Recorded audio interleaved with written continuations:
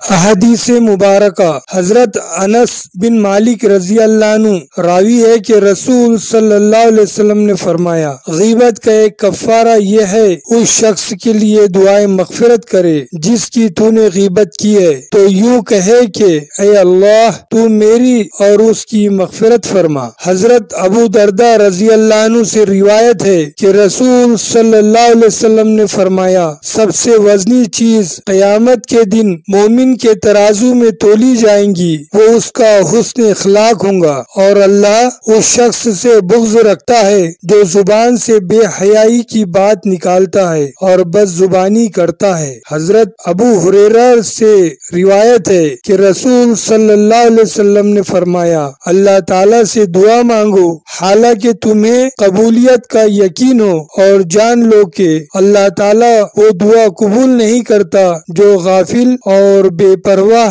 دل سے نکلتی ہے۔